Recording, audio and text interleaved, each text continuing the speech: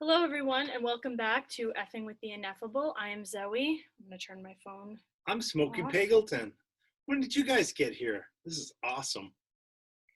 And yeah, hello. Welcome to today. Sorry, my friend just texted me that she just had her baby. Oh, Oh, God bless her. And her baby, too. woo. Okay. Nice. Anyway, We're going to be talking a little bit about babies today, aren't we? I thought we were talking about Joe Biden. Mm-hmm. He's a big baby. What? No, he's not. What a horrible thing to say. Well, we'll see. I don't know what, we have a loose outline, or a loose topic idea. I don't know what exactly we're going to get into, but we'll figure it out. Should we get right into it? Sure. All right. Let's get right into it. Okay. So in the news this week. Do you want to intro this topic or you want me to? No, go ahead. Okay. In the news this week was a lot of controversy over the idea that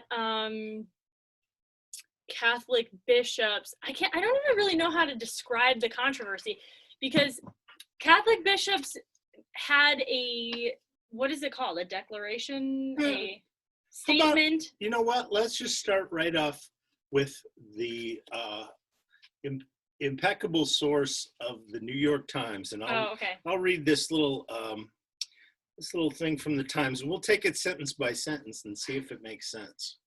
All right. Okay, this is all about the Joe Biden withholding the Eucharist. Yeah. Okay. You'll find out. Okay. Okay. New York Times from 6/21 of this year. The nation's Roman Catholic bishops last week advanced. Okay, so far so good. A conservative push. Oh, why do they have to throw conservative in there?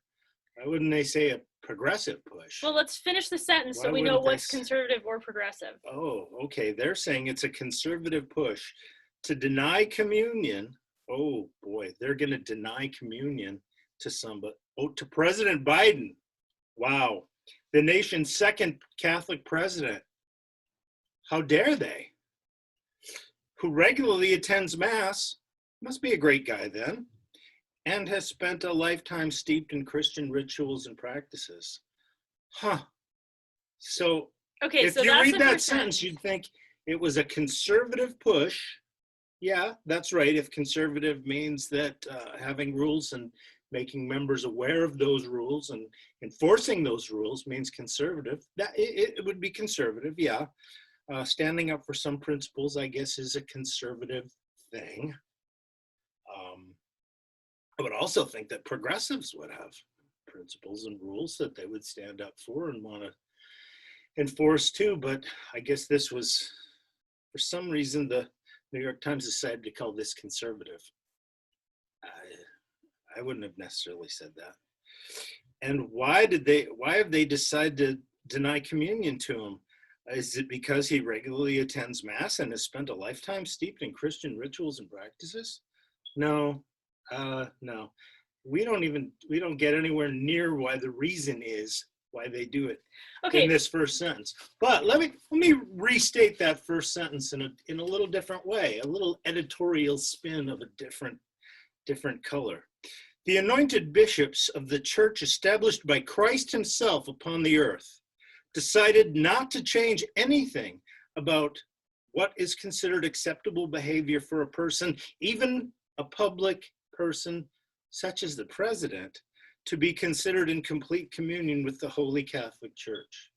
That'd be an excellent first sentence. Reads a little different from the way they wrote it.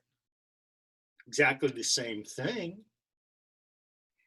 I think that the part of the point here is that they didn't, the bishops didn't actually come out and say anything about Biden, right? What they're talking about is the declaration from the USCCB, correct? Yeah. Or are they talking about I guess that's what they're talking. They haven't really gotten into it. Oh, here, let's get to the second paragraph. All right. Okay, so that was the first paragraph. It didn't really tell us anything other than some conservatives are trying to be mean to Joe Biden. Oh, Nasty creatures. Second paragraph, the U.S. Conference of Catholic Bishops voted last week to draft new guidance. Is it really new? Oh, okay. On the sacrament of the Eucharist in a challenge to Mr. Biden. They're challenging Mr. Biden for his support of abortion rights. Oh, golly. Why would they do that? Oh, which contradicts church teaching. Yeah, I guess it does. The new statement. Okay, so this is new guidance and a new statement. So this is all news. That's why this is news. The new statement will address the sacrament broadly, but ultimately it could be used as a, ooh, this sounds nasty, a theological justification to deny communion to Mr. Biden and Catholic politicians like him who support abortion rights. Now, if I was going to write that sentence, rewrite that sentence, I'd say that Joe Biden has publicly stated his opposition to longstanding Catholic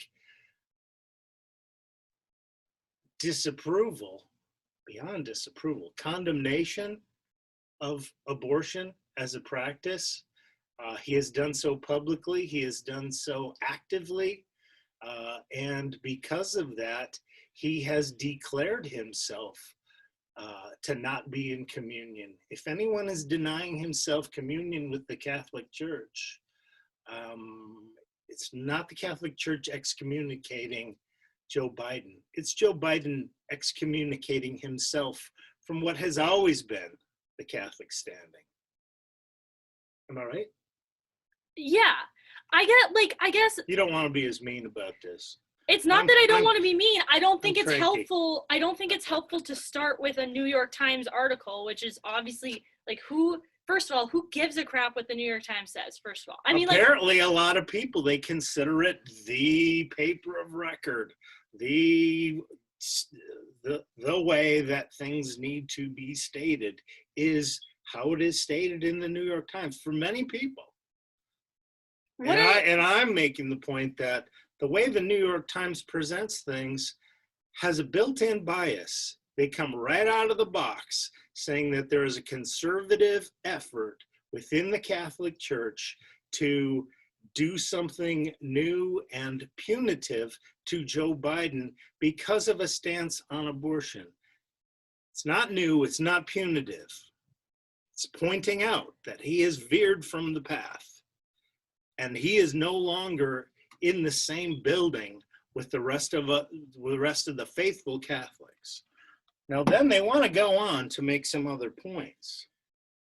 So they start saying, well, then they make this another statement.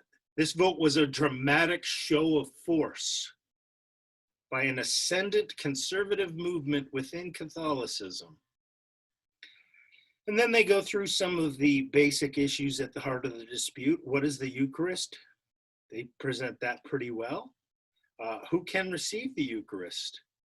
The sacrament's at the heart of the Catholic life. Not everyone may participate. For example, an individual who attends Mass at a Catholic church but is not Catholic would not be allowed to receive communion.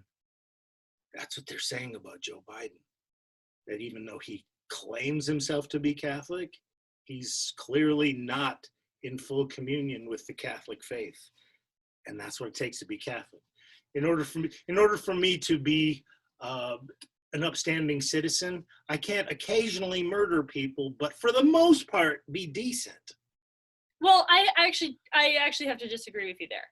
I think according that I to can murder people? No, not about that part. I think according to the Catholic Church, what it takes to be a Catholic is to be baptized as a Catholic. When you are baptized as a Catholic, you are Catholic for life. Now, does that Catholic mean in communion? That's what I'm saying. Does that mean that every Catholic can receive communion? Obviously not. We actually encourage any Catholic who's not in a state of grace not to receive the Eucharist. There's some people who are going to be, because of life situations, going to be unable to receive communion for a good part of their life. Like if you are remarried as a Catholic, you're not allowed to receive communion. Yeah. So here's how I would have rewritten that second paragraph. The bishops want to clarify the long-standing but broadly ignored directions on when the Eucharist can be validly received. A Catholic who is not conscious of grave sin, except for a grave reason, i.e. a dying person with no time to confess. So a Catholic who is not conscious of grave sin should be able to validly receive the Eucharist. So, and that's why we encourage people to get to confession. If you're conscious of a grave sin, get to confession and repent of it.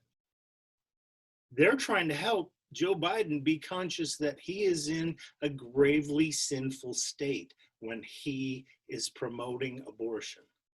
Yeah. And they're helping him. They're what's that work of mercy? Instructing the ignorant, correcting the wrong, helping the doubtful. Yeah. Admonishing the sinner. Yeah. That's what they're doing. They're mercifully admonishing a sinner. Why didn't the New York Times say that? I still have an issue with the idea that their point was to admonish Joe Biden. Did the USCCB, I think it came out now. I think it was somewhat pointed, not just for Joe Biden, but for a lot. I think they're revisiting this because Joe Biden has recently stated his support for. He's already cut off the Mexico City policy, right? Which is the policy that has been established for 30 years off and on, depending on whether a Democrat has been in office or not, of not funding abortive policies overseas.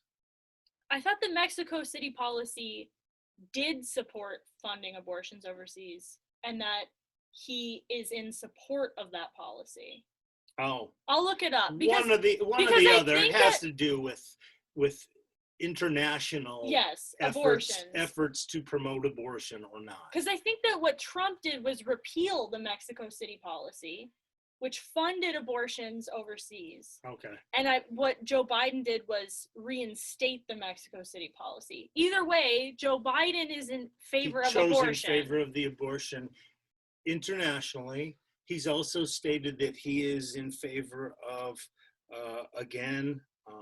trying to undo the Hyde Amendment, which has been the practice that Medicaid will not pay for abortions. Federal funds, taxpayer dollars will not pay for abortions. Yeah. He's come out against that. He wants taxpayers to pay for abortions. He wants you, Zoe, to pay for somebody's abortion. Yeah. And How do you feel about that? You keen on that? I don't want to pay for anyone's anything. Except my own family. Right. Particularly but especially abortion, not, obviously. I mean, if somebody was begging on the street, we'll work for abortion. It's like, I'm sorry, I can't help you out. Yeah. I'm not going to be any part of it. I'll pay for your food. I'll give you a sandwich. Yeah. But forget about me paying for your abortion. That's just not going to happen. He wants to fund Planned Parenthood. And he's also in favor of the ACA, which really wants to push for contraceptive funding, to force contraceptive funding for every health plan, including the Little Sisters of the Poor. Well, and contraceptives often are abortifacients, right? Which means that you are forcing employers to pay for abortions. Right. De facto. Yes. Yeah. Yeah, if you believe that even a two-celled fetus is a person, and then things like the morning after pill. If you don't believe that, are you in full communion with the Catholic faith? First of all, you're just wrong scientifically. I mean, that's just a scientific fact. Is that once you have a multi-celled organism with its own DNA, that's what we consider the basis for life. So it, aside from the fact of, you know, being in communion with the Catholic Church, it's Well, just, you're just that's scientifically the wrong. issue. Yeah, but that's the issue that we're talking But about. yeah. We're not talking about biology. Well, I mean, biology is way beyond the scope of what the New York Times can talk about. They're interested in theological matters. Issues. Biology is something that is too ineffable and obscure for them. Theology is something they've got a great handle on. They can speak with authority on that issue. They can tell us what's conservative theology, what's progressive theology. Well, so here's my question. When they say conservative, I get the sense that they're obviously meaning conservative politically. Yeah, and I don't think they're saying are they using that in a positive way? It's obviously pejorative. They use it it's a pejorative term. Yeah. Several times in the article. But I guess I'm saying, I think they're saying that what the bishops are doing is making a political statement, right, not a theological statement. Right. What if they called it a progressive push? Would that confuse people? I think that calling it conservative or progressive is a lie. Either way, it's neither conservative nor progressive. It's an opinion. It's not a fact. They're reaffirming the truth. Right. Is that a inherently conservative or progressive thing to do? I don't know. I guess you'd have to ask the New York Times. They're the ones who get to decide what's conservative and progressive, I guess. And in what sense they're using the word? Because they're attributing it to this action. They're obviously, saying, oh, that's conservative. Yeah. In terms of adhering to church doctrine, obviously it's a conservative thing to do. Mm-hmm. You're reinstating something, you are conserving a ruling that has been around for thousands of years. Mm-hmm. Literally thousands of years. Right. In terms the thou shalt not kill part of those 10 suggestions that were chiseled down in granite so many years ago. In terms of progressive, in terms of conservative or progressive in terms of the culture, I guess most people would think that being anti-abortion is a conservative viewpoint. But in terms of being conservative or progressive in relation to the viewpoint of the general public, it's obviously a progressive point of view. What's a progressive point of view? Saying that there should be some people who aren't allowed to receive communion. That you're excluding somebody from communion. Mm-hmm. That's contrary to the general consensus of the general public, the general population. Most people think you should just be able to do whatever you want. Oh, relativism. That's what I'm saying. It's a progressive point of view. I'm going to move this up just a little bit. I think it's a progressive point of view in terms of it's very contrary to the accepted knowledge of the mainstream media and the Twitter culture and all that kind of stuff. Yeah, well, that's what I'm saying. They don't want rules. They don't want exclusion. They don't want a concept of sin. Yeah. They don't want a concept of right having to be in communion, having to state a belief and come down solidly on a belief and stick to that belief. Or even having a religion at all. Right. Or even having a God. I'm sure if they were able to write this according to what they really wanted to do, they'd say a group of old fuddy-duddies who worship a God that nobody believes in anymore, in a way that nobody takes seriously, has decided they're going to kick the most important person in the world, Joe Biden, who has, for whatever reason, God bless him, or whatever bless him, has gone along with them for so long, and now they're wanting to kick him out. They're just cruel. Wow. And I mean, how dare they? That wouldn't be. How dare they? That wouldn't be wrong in terms of expressing the view of the general public. Most people don't believe in God. Right. Most people don't take the church seriously. So that's not.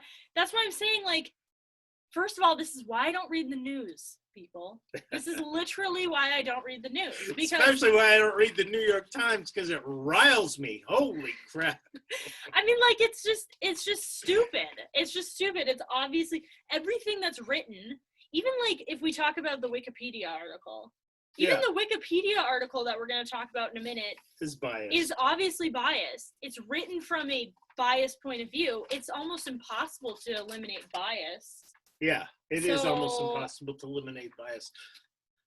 But that doesn't mean it's not an important thing to do. If you're reporting the news and only the news, then you try to eliminate the editorial aspects. Yeah. They throw conservative in the first sentence. They don't even bother to talk about what the issue is. Yeah. They just throw, we're condemning this action as conservative. It's obviously pejorative. They may say, conservative is only pejorative if you think that conservatives are wrong. Well, what do you think? Let's take a detour here for a second. All right. Do you think, so when you read the news, because you do read the news, correct? Sometimes. Do you read it from any particular source? Do you just how do you find your news? Do you go on Google and see what's trending headlines? Yeah, a lot of times I'll go on Bing or something like that, and they'll have flashes of this and that. Yesterday it was this Miami building. Lord, watch over them. Yeah. Because my dad doesn't use social media at all. No, I don't get any news. I don't get news from Twitter or from Facebook. You know how I get news? It trickles down. Your mom made me watch that View. Yeah, the View. The other day where they were talking about this. Yeah. And that was just ghastly. That was That's not surprising. An abomination. It's the View. That was horrible. Yeah. Oh my goodness. They had a lot the of only comments. person on there who had any kind of reasonable things to say was that Meghan McCain or whatever her name is. Yeah, Meghan McCain. Yeah, and all right. Anyway, so I was just asking, how do you get your news? Because, so for me, I usually don't get the news. I've made that point before, that it is a matter of subsidiarity. I don't feel that national news is necessarily very important for the most part, because there's nothing I can do about it. It's interesting, but it's more of a irritation. It's kind of like a worm that gets into your food, and then you got to pick it out and try to get rid of it. It's like the pit and the cherry. Yeah, it's like, why did we have to have that? I love cherries, but the pits are annoying, especially when my 2-year-old wants to eat them. The news is the pits. So, the way it's presented is the pits. I get my news primarily from 3 places. First of all, from, I will plug them again, the chart our emails, whatever. I think they send out 2 newsletters a week. They're extremely unbiased. I like them a lot because they basically just make charts displaying things that are relatively, relevant to the news. Yeah. But they don't really put any editorial spin on it. I don't think they've ever used the word conservative. I don't think they've ever used the word progressive. I like them because I feel like I get actual news about what's happening in the world. A lot of it is about COVID and stuff. So if it's not really interesting to you, then whatever. But they talk about the economy and they chart things as it relates to the economy. So I get my news from there. I also get my news from Instagram is the only social media site that I use, and I like Instagram a lot. But I also have a very curated where almost all of the Instagram accounts I follow are Catholic people, so I get the news from their Catholic perspective. I got branches in my hair.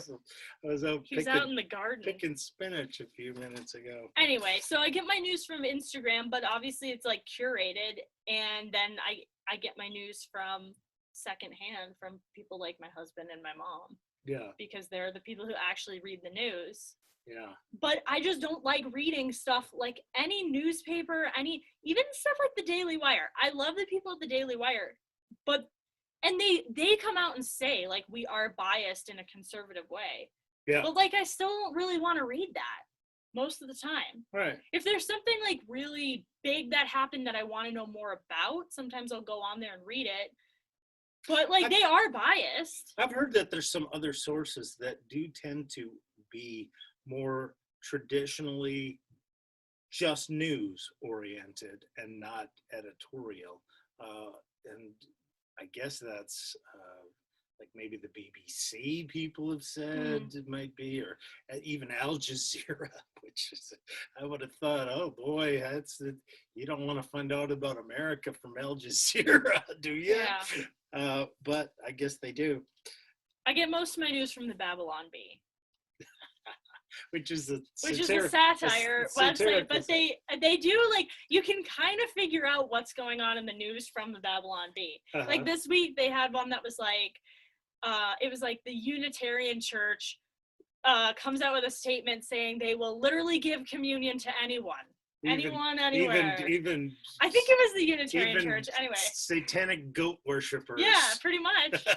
So anyway, that's what I like about the Babylon Bee, is that I can kind of figure out what's going on in the news without, like, any of the stupidity around it. Right. So to recap, this has become an issue. I feel this has become an issue, that this is coming out now because Joe Biden has been so active in promoting abortions recently that the church has felt a need to say, oh, he's a public Catholic, he's a Catholic, but he's doing all this.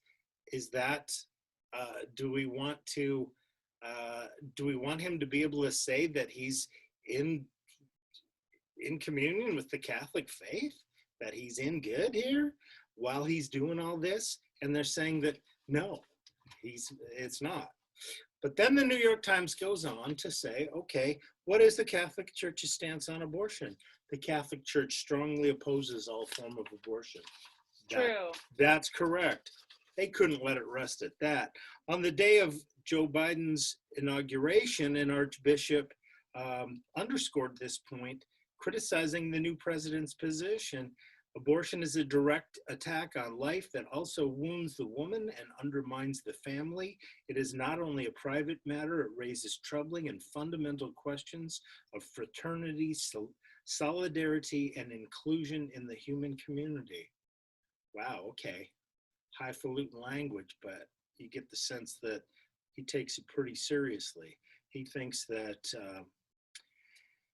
inclusion in the human community, which is something that it seems is kind of a more progressive viewpoint. They're always talking about trans people or people. Let's Black include Lives everybody. Matter. Big tent. Open the borders. Let the borders be open.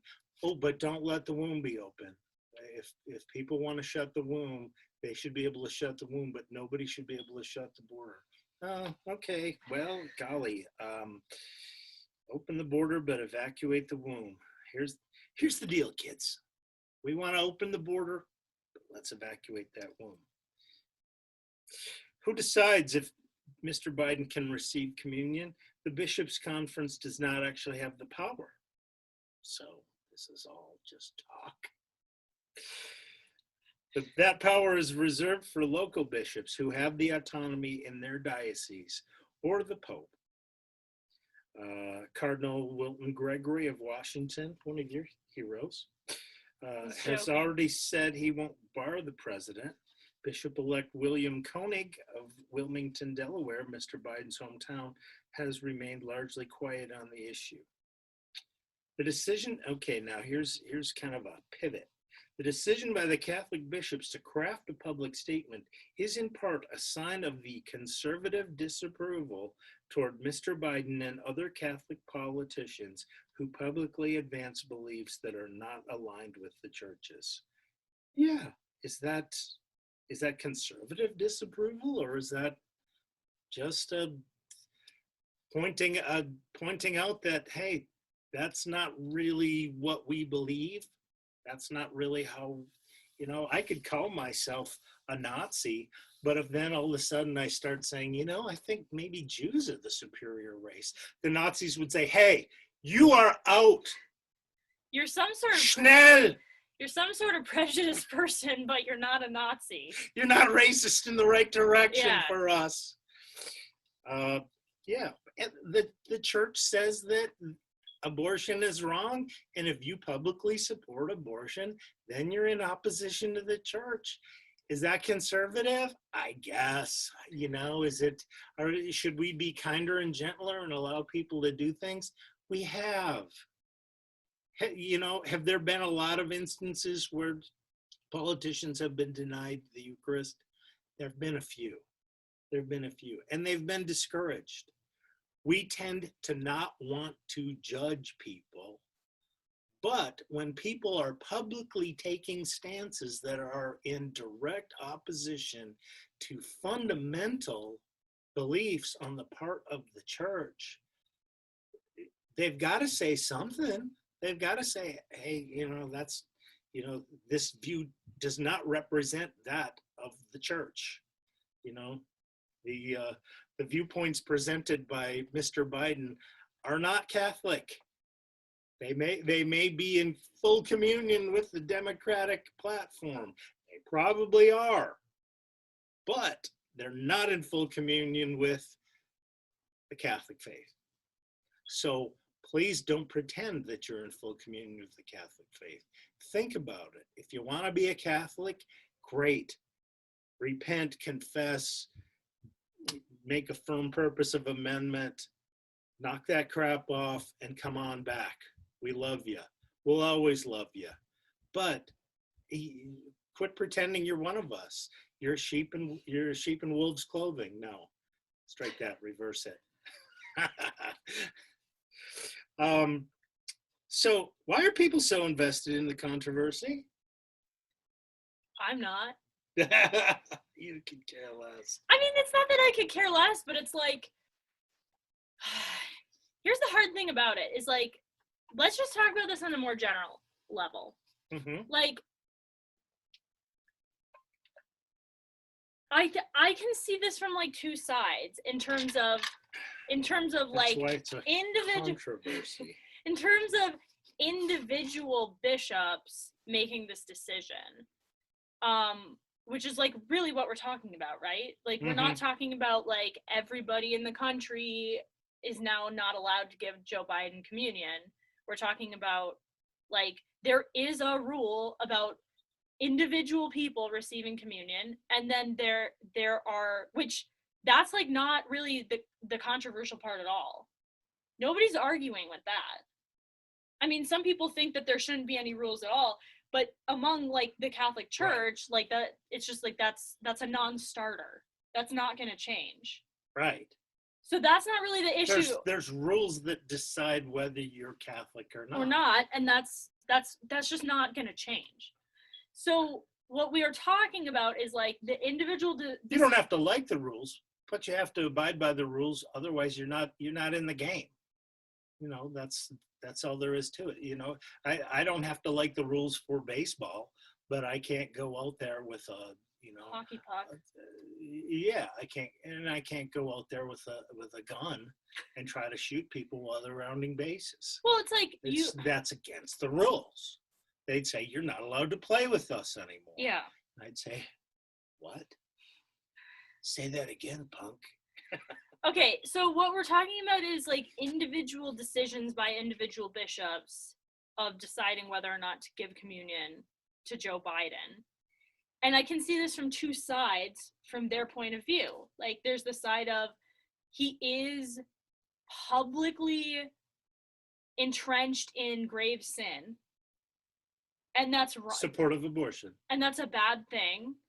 And despite all the good intentions. You can either say you are doing him a favor by not further injuring his soul by giving him communion. Right. Because it's if you a work of mercy to admonish the sinner. You don't want to let them stay in grave sin. Yeah. That if he dies in a state of grave sin, we are fearful that his soul will not be able to advance. in the right he won't direction. even be able to go to purgatory, maybe. Yeah. We don't know. We can't judge that. Yeah. That's why it's been so hard to come down on this, is because we can't judge where anybody is at, how ignorant they are of the rules. In order to be in grave, what makes a matter of grave sin? I think that's important. It's grave matter and like full knowledge. Right. And full consent to like participating in that sin. So if you don't know what you're doing is wrong, you're not gravely sinful. You're still doing something wrong, but it's not reflective of your soul. Yeah. Your soul is only comes from what the character of your soul comes from the choices that you make. Basically whether you're going to be obedient to God, do God's will, follow the commandments, or choose to go against those in full knowledge that you're choosing to go against those. Joe Biden has to be well aware. Yeah. I mean, it's not. This is not the first time that Joe Biden has run into this stuff. As much as we joke about him having dementia, not like us necessarily, but as much as the mainstream media people joke about him having dementia, I think it's obvious that like there's no way he can't know that this is that wrong. He's a dying person, and that he's and that every instance is viaticum. Yeah. Because he's on the way out. He's got one foot in the grave and another on a banana Okay, field. so like on the other hand, I also can see the point of bishops being like, it's not my place to know whether, like, maybe Joe Biden enters the church one morning and is like, I am so convicted that abortion is wrong that like I'm truly sorry for it.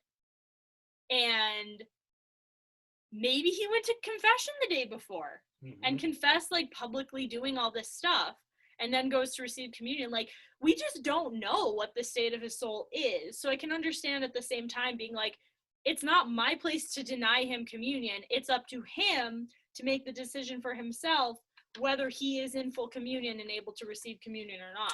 And really, in a big way, it should, because he's been such a public figure, and because he's been such a focus of scandal in terms of being opposed to the Catholic teachings while claiming to be Catholic. He probably needs to, in order to continue to be Catholic, he needs to come out and say, I have repented. I do profess and believe everything that my Catholic Church teaches me, and I know that I'm in the wrong, and I go against everything. I take back everything I said. I was wrong. Yeah. Once again, he's still going to be Catholic no matter what. Because he was baptized Catholic, he will be Catholic until the day he dies. But he's not in full communion with the Catholic Church. That's what we're talking about. I just think the terminology matters. He's disgraced. I know, but just because you sin doesn't make you not Catholic anymore. No. And even grave sin, even serious sin, even rejecting the truths of the Catholic faith. Right. Once you're baptized Catholic, you can't undo that. We believe that it's a permanent change in your soul. That's something that can't be changed, even if you say, I'm not a Catholic anymore. Right. You're still a Catholic in the eyes of the church. Mm-hmm. You're not in communion with the Catholic Church, but you are a Catholic. So that's you're falling away. You're a member of the body of Christ. Yeah, you're still part of the family. You're just falling away. You're just alienated because of your own stance. You've moved away from what we believe. So, and then the New York Times. You probably don't want me to even go on about this. Not really, but go ahead. We're almost to the end, right? Yeah. So the conflict over Mr. Biden and abortion highlights political and cultural divisions within the church community. While the church is opposed to abortion, more than half of U.S. Catholics support legal abortion, but a similar percentage find it morally wrong. and we were talking about that. How could it be more than I don't half, understand more where you than get that. half, and a similar percentage finding it morally wrong? It's maybe you're morally wrong, but you support that it should be legal. That's my question. Like, does that mean that they just took a poll saying, do you support legal abortion or not? And then it was more than half do support it.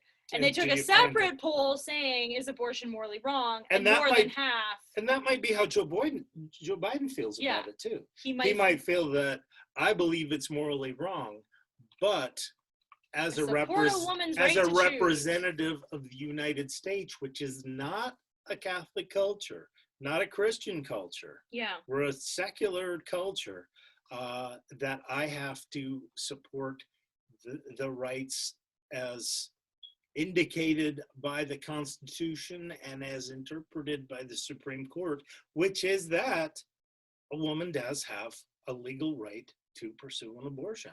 That was Roe versus Wade. That was decided. It's decided law. It's been decided law for 50 years. Yeah. There's been legal abortions performed for 50 years. As a Catholic in public life, it's easy to say, well, I'm personally opposed to it, but I don't believe that. I believe that it's up to somebody else's individual conscience. And that's what that's kind of my stance. That's what most of these pro-abortion politicians who claim to be Catholic say, is that I think it's wrong, but I don't think I have the right to tell anyone else to do it. That's exactly right. Which is BS. What makes that BS? Because that's how we had a huge argument about this the other night, and I really don't want to revisit that right now. We could revisit that in a different episode. I think we should keep our focus narrowed for today. We can have a discussion about that another day. Okay. So, how does the Pope feel about the U.S. And bishop's before you actions? answer that, let me just say that one of the main things that from The View, which don't go watch The View, don't even find the clip. I don't want to give them any support of any kind because they're just trash. They are the trash of the culture.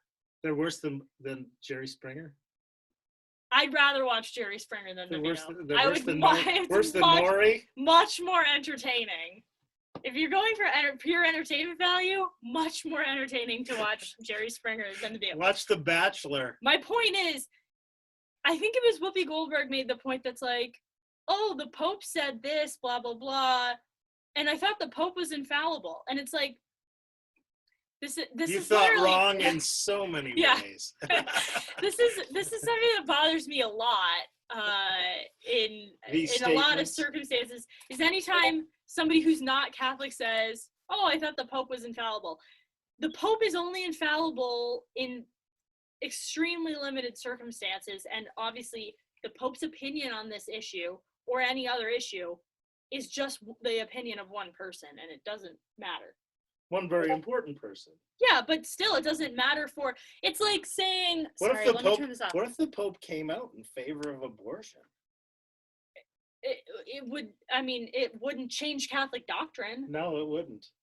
The Pope's opinion on any matter doesn't change Catholic doctrine, just as the president's Biden's opinion. Exactly, the president's opinion on any matter does not change U.S. law.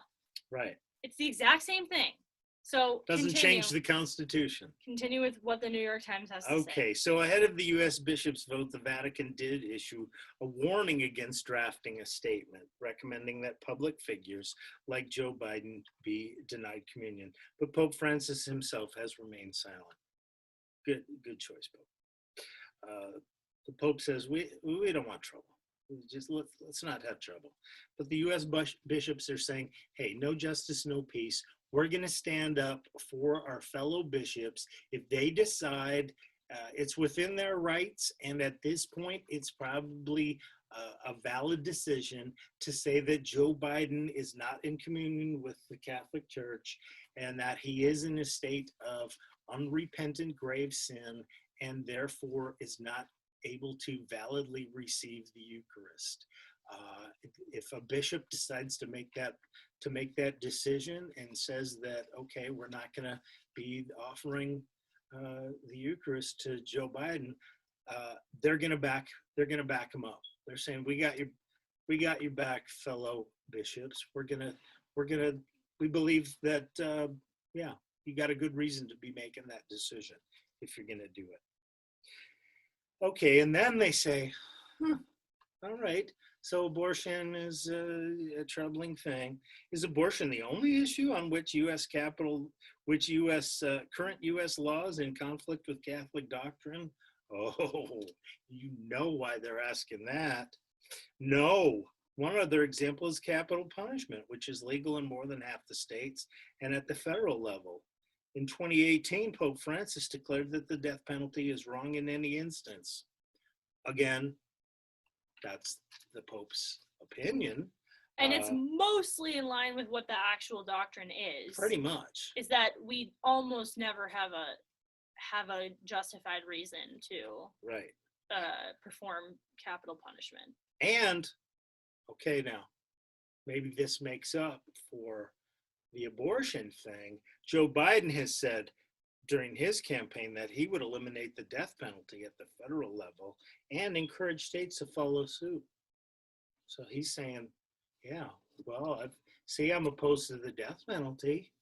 Doesn't that make up, give me the abortion thing, I'll give you the death penalty thing. But wait, there's more. Another example is gay marriage, which became legal nationwide after the Supreme Court in 2015 struck down all state bans on same-sex marriage. They don't say anything about how the church believes about it, but they throw it out there because they want you to think. Because obviously that stupid church. Look at how backward they are. They won't even allow gay people to get married in their church. They are really wrong-headed. That's what the New York Times says. Wrong-headed people. That's what they're implying. Wrong-headed worse than just wrong-headed. Conservative wrong-headed people are trying to be mean to Joe Biden. Now, to put this in a little bit of perspective about the death penalty, I'm against the death penalty too. I don't think it's a good idea. Me too. I think it's up to it's again up to the government. I render unto Caesar. If Caesar thinks that that certain citizens need to be put to death, okay, I'm not in favor of it. As a libertarian, you believe that? As a libertarian, I believe that. Yeah. That the government should have the power to decide who lives and who dies. They do have that power. I don't believe they should. I believe they do. And as a Catholic who is in favor of the separation of church and state, the present way that the government is constituted, they do have that power. I think they have way too much power. They have way too much power in almost everything. I think there should not be that decision. I'm against capital punishment on libertarian grounds. I don't think that the government should have the ability to decide who lives and dies in any circumstance, whether you're an unborn baby or a heinous criminal. On libertarian grounds, So yeah. Are you more libertarian or more Catholic? I'm more Catholic, obviously, but Are you? Yeah. Okay. But when it comes to creating governmental policies, the libertarian and the Catholic are not opposed on that whatsoever. No. Right. There's almost cohesive. I can't think of any issue on which the libertarian and the Catholic issue are opposed to each other. Well, abortion, a lot of times there's a lot of pro-abortion. Just because some libertarians are pro-abortion does not mean that the libertarian position is anti-abortion. I'm not talking about like the Libertarian Party. I'm talking about the libertarian philosophy. What would you say the libertarian philosophy toward abortion is? I've talked about this before, but it's that the unborn is a person and people have a right to life. That's the libertarian philosophy? Is that people have a fundamental right to life. People have a fundamental right to life, yeah. Yeah. And from a scientific basis, people also have a fundamental right to decide what happens to their bodies. this is why we can talk about this on another time. But yeah, you just because you have a right to decide what happens to your body doesn't mean that you can take away somebody else's right to life. Right. Okay. But anyway, so in regard to the death penalty, there's a factor of scale here that is just, the abortion issue dwarfs the death penalty in such a monumental way that it's hardly worth it. Obviously, every life is precious. But we're just talking about That's the numbers. point of the Catholic stance against abortion. Yeah. Every life is precious. Yeah. From conception to natural death. Yeah. That's why capital punishment is wrong. That's why abortion is wrong. That's why euthanasia is wrong. That's why suicide and homicide and every instance of killing is wrong. You know, there's a strong stance against war. That war has to be, there has to be a severe issue about war. But Catholics have not been as opposed to the war as maybe they should be. I don't know. Maybe that's something that's going to continue to develop. Maybe we're going to outgrow war. I hope we do. I hope we learn to establish peace on earth and prepare for war no more. Well, it's once again an issue of scale. The people who die in wars are less than the people who die in abortions. Right. Yeah, well, and so abortion is the most pressing grave evil of the time. Right. Chart-wise, if you look at the number of executions since 1970, whenever the abortion became legal, there's been about 1,500 adults, 1,533 adults executed since the 70s. So in 40 years, that's been happening. That number's been going down. 50 years. That number has been going down. Abortions are about 1 million a year. That has dropped in recent years. Those have been going down. So what is that, 100 times that number in 1 year? Well, I did some math, and 1,500 adults executed since the 70s is 1,550 years. It takes, at the present rate of abortion, it takes approximately 15 and a half hours for 1,533 babies to be killed. So 15 and a half hours versus 50 years. That's why pretty significant difference. That's why one of those is much more that's why it's like saying the ocean versus a drop of water. It's pretty substantially it's dwarfed. Yeah. It would probably be almost impossible to calculate the true number of people who die in wars across the world, just because, like, I'm sure a lot of those deaths don't get counted, whatever. But it's also almost impossible to account for the true number of abortions that happen when you count abortifacient drugs and that kind of stuff. Abortifacient drugs and DNCs that are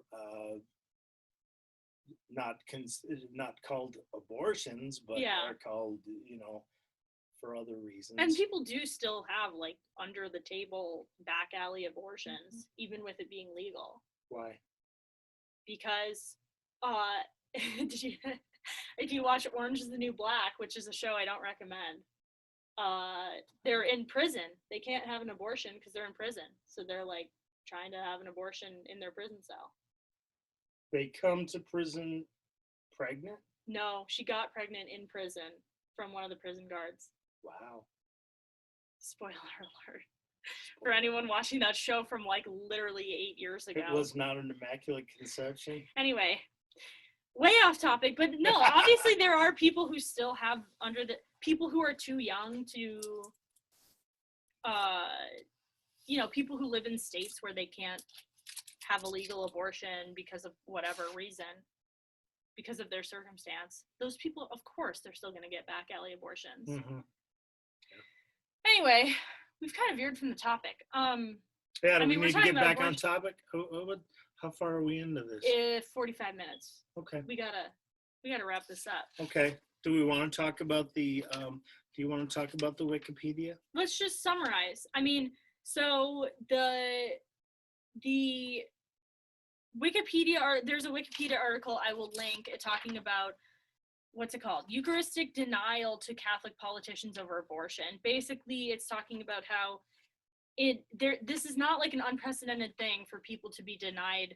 It's not really news. It's not news. Yeah. You should read the article if you're like actually very interested. It's not long, but basically they talk about how like, let's talk about like where are the instances here. Okay, incidents. So the first instance was in 1989, which actually I thought it was interesting. It says, during a special election for the California Senate, pro-abortion rights Catholic Lucy Kilea was barred from communion by Leo Thomas Maher, then Bishop of San Diego. She received communion in Sacramento with the consent of Bishop Francis Quinn. The incident brought publicity to Kilea's candidacy and gained her the voter sympathy, helping her to win the election. I thought that was interesting that they attributed to helping her win the election. They talk about Mario Cuomo. God was on her side. They talk about Mario Cuomo. Back in the 80s. In 84, they talk about Governor of California Gray Davis in 2003. They talk about in 2004, John Kerry, which interestingly enough, they say you can attribute a win or a loss to the issue, because they say that according to Margaret Ross Salmons, Kerry's campaign was sufficiently damaged by the threat to withhold communion that it may have cost him the election. Salmons argues that President George W. Bush was able to win 53% of the Catholic vote because he appealed to traditional Catholics. Mm-hmm. So they say just the threat of having of communion withheld from him was enough to help him lose the election. Now, is that really the reason? Mm-hmm. Is the reason that Kilea won really because of being denied communion? Maybe. Who knows? I mean, it's impossible to know. But anyway, then they talk about in 2007, Patrick Kennedy not taking communion, being asked not to take communion. They talk about Governor Kathleen Sebelius in 2008. In 2008, they talk about Joe Biden. So this isn't even the first time for Joe Biden. No, Joe Biden's been through this before. They've been talking about that since 2008. Then in 2019 with Joe Biden. And then in 2021 with Joe Biden. And they also talk about this happening in Europe, in the Vatican, in Mexico, and in Uruguay. There have been instances of people being denied communion specifically because of their views on abortion. Politicians being denied communion specifically because of their public views on abortion. So this obviously is not like a new thing. And once again, it's never been a thing where they've declared that all people should deny communion to an individual. This is just individual bishops who have either threatened to deny communion to somebody, actually denied communion to somebody, or... Do you see that? Yeah, I see it. There's a mouse running around outside. Man, we get distracted. Okay. Or people not, choosing not to deny communion to somebody. So anyway, that's a Wikipedia article. We can But what you ought to really pay attention to is this, which is a released by the USCCB, Council of Catholic Bishops, from 2004, which talks directly to this. So, are you going to read the whole thing? I'm just going to read it. All right. We might stop at some point, but let's read it. We speak as bishops, as teachers of the Catholic faith and of the moral law. We have the duty to teach about human life and dignity, marriage and family, war and peace, the needs of the poor, and the demands of justice. Today, we continue our efforts to teach on a uniquely important matter that has recently been a source of concern for Catholics and others. This is 2004, so this is not new guidance. It is the teaching of the Catholic Church from the very beginning, founded on her understanding of her Lord's own witness to the sacredness of human life, that the killing of an unborn child is always intrinsically evil and can never be justified, period. If those who perform an abortion and those who cooperate willingly in the action are fully aware of the objective evil of what they do, they are guilty of grave sin and thereby separate themselves from God's grace. This is a constant and received teaching of the Church. It is as well the conviction of many other people of goodwill. To make such an intrinsically evil actions legal is itself wrong. This is the point most recently highlighted in the official Catholic teaching. The legal system as such can be said to cooperate in evil when it fails to protect the lives of those who have no protection except the law. In the United States of America, abortion on demand has been made a constitutional right by a decision of the Supreme Court.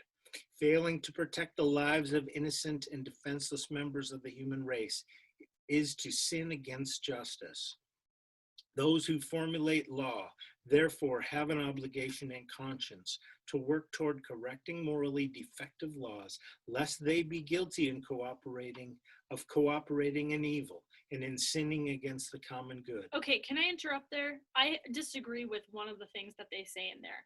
When they say, abortion on demand has been made a constitutional right by a decision of the Supreme Court. That's just a misunderstanding of how you get a constitutional right. It's been judged. It's been interpreted that we do have a right, but the Supreme Court doesn't give you rights. Right. So I just don't like that. God gives us rights. The Constitution tries to enumerate and protect those rights. Right. Continue. As our conference has insisted in an article called Faithful Citizenship, Catholics who bring their moral convictions into public life do not threaten democracy or pluralism, but enrich them and the nation. The separation of church and state does not require division between belief and public action, between moral principles and political choices, but protects the rights of believers and religious groups to practice their faith and act on their values in public life. Our obligation as bishops at this time is to teach clearly. It is with pastoral solicitude for everyone involved in the political process that we also counsel Catholic public officials that their acting consistently to support abortion on demand risks making them cooperators in evil in a public manner. This means you, Joe Biden.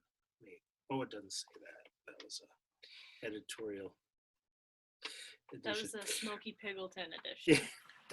We will persist in this duty to counsel in the hope that the scandal of their cooperating in evil can be resolved by the proper formation of their consciences.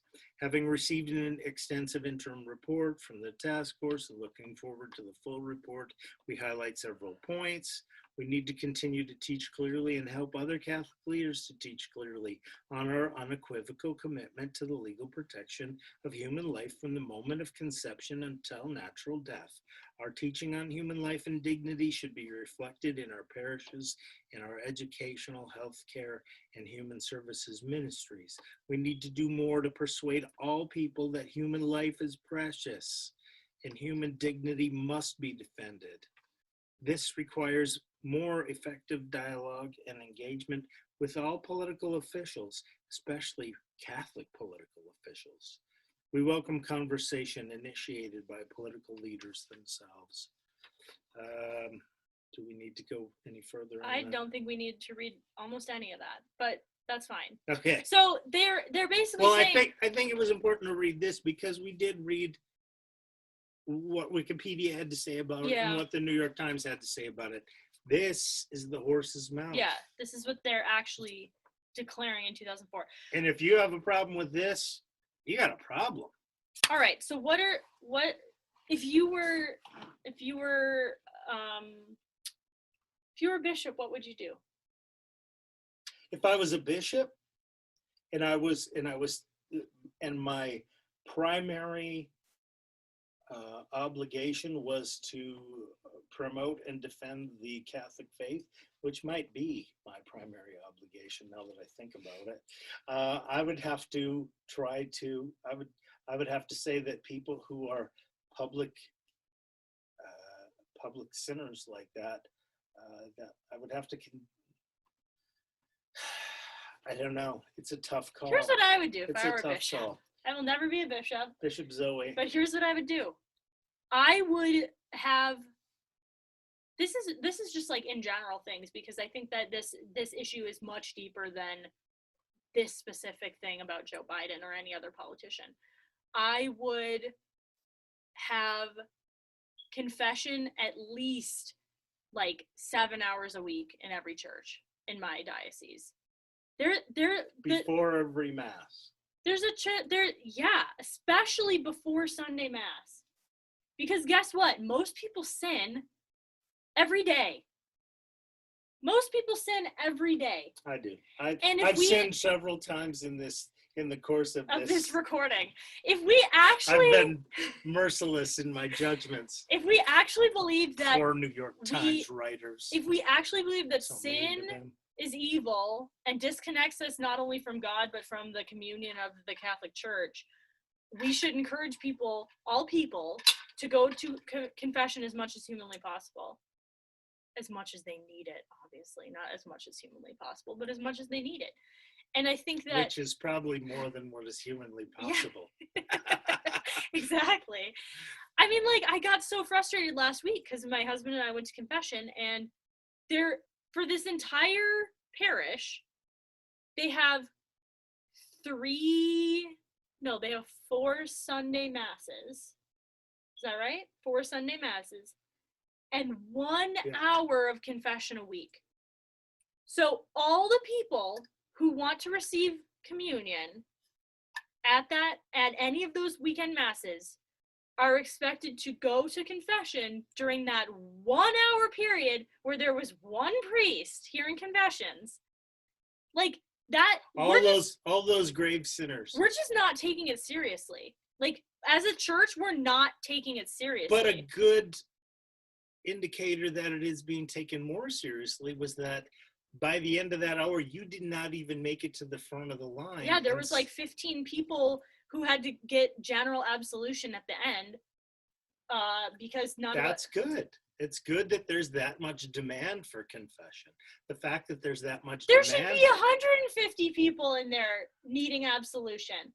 There should be a lot more people lined up for confession than lined up for the communion. Eucharist. Yeah.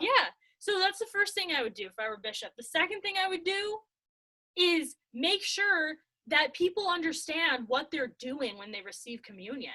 Because most Catholics don't understand what they're doing when they receive communion.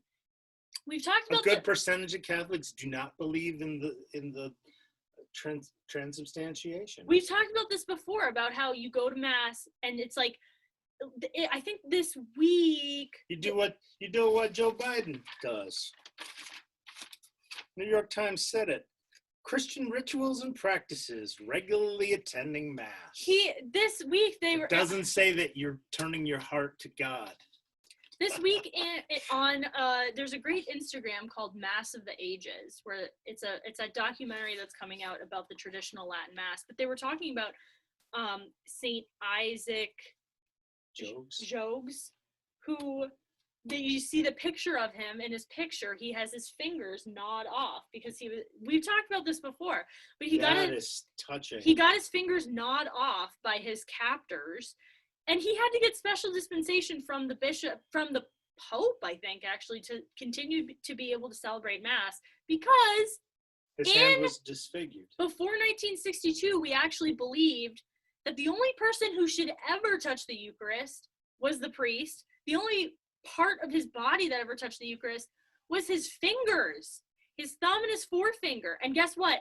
In the traditional Latin Mass, as soon as the priest touches the Eucharist, they never move their thumb and forefinger apart, because you want to protect every particle of the host that would still be on your hands. Now people just go up to communion and, wearing their mask, put out their hands to touch with their unworthy hands the Lord of the universe. Like, I just think that the fact that we have no reverence for the Eucharist is a huge issue. So, like, if we... That's right. And this is not an issue with politicians. This is an issue with literally 98% of Catholics don't go to confession enough and don't actually believe in what we're doing at the Mass, and don't have reverence for the Eucharist. So how can we help to promote reverence for the Eucharist? By actually talking about it during a homily would be a start. By catechizing. What homily are you planning to give? I'm not giving any homily. All right, so what can we? I'm saying we, you and me. What? Like you were asking before, and you convicted me. You said if you were a bishop, you know, I am a bishop. I am a priest. I'm part of the royal priesthood. Well, I'm part of the. Okay. I'm part of Jesus's army, and am I standing back and letting the bishops fight all the fights, or am I getting involved in it? Here's what I'm doing. Am I standing up and saying, yeah, this is, and I hope that part of what I'm doing here is part of that. Yeah. Is saying, hey, you know, you attack the Catholic faith, you're getting on the wrong side of me. Here's what I'm doing, because everybody has a different state in life and a different abilities and charisms and abilities to change the things around them. Here's what I'm doing as my job as one of the spiritual leaders of my family. I am teaching my children the truths of the Catholic Church, because the only way we're going to have a church where people are true followers of the faith is by teaching our children and continuing to teach myself about what those truths are. So we practice the Baltimore Catechism. We are starting Catechesis of the Good Shepherd. We go to Mass every week, and we talk about when you ring the bells, that is Jesus up there. And you do revere the Eucharist. Not enough, but I try. You do have as much of a reverential attitude as you can have. You do. I mean, you what more do you want to do? You want to go up there? You want to crawl up there? Well, I don't. On your tummy? I don't go to. I don't and say I'm not worthy. I'm not worthy. I don't go to confession and hope as that much. A crumb falls in your mouth. I don't go to confession as much as I probably should, but I still am making an effort to go there. And I tell my kids, Mommy and Daddy are going to confession because this is something that's important and it matters. The other thing that I'm doing is there is a church here that I don't believe they have enough reverence for the Eucharist and what it is. And so I don't go to that church anymore. I will drive an hour away to go to Mass, if that's what it takes, to find a church where they actually have reverence for the Eucharist and treat it like it's something that matters. I'm not just gonna like go with the flow and say. That's something that Father Dan always had a lot more reverence. Yeah. I mean, you can tell from how whether a priest even employs a paten. Yeah. I don't know why they're not employing the paten right now at the Basilica. They used to. They have a rail too, a communion rail that they don't use. Yeah. Which drives me nuts. Yeah. I think that's part of what needs to happen is we need to just say this was something else that we read. But if serving the Lord seems undesirable to you, then choose for yourself this day whom you will serve. Whether it's the gods your ancestors served beyond the Euphrates, or the gods of the Americans in whose land you now are living. Amorites, in whose land you are now living. But as for me and my household, we will serve the Lord. That's from Joshua. You have to make a choice. And I think we need to get more serious about our faith in lots of different ways, but especially about the Eucharist, because no Eucharist, no church. We have to wrap this up because my kids are hungry and revolting. They're rioting. So, not revolting. They're revolting. They are. Anyway, they're starting a revolt is what I meant. Anyway. Oh, okay. So I think that this is a bigger issue than Joe Biden or any particular Catholic. I think we need to have a seriousness about it. And the only person that I can control is myself. Of course, it would be great if I could join the parish council of that church that I think is not doing well and say, hey, we got to like be serious about this. But at the very least, what I can do is not take my family there and take my family somewhere where it matters and try to create a good church community there so that people are more likely to come to that church and have seriousness about it. And the problem is lukewarmness. It's always been lukewarmness. I mean, that was mentioned in the Bible. Jesus said, don't come at me lukewarm. Come at me hot or cold. Either way that you need to come at me hot or cold. But don't come at me lukewarm because I'm just going to spit you out. Yeah. Lukewarmness has been the problem in the Catholic Church for a long time. So many people are willing to tolerate lukewarm fervor or lack of fervor in terms of how people approach the faith and whether people are really committed to it and really practicing the faith or not. And that's been the problem.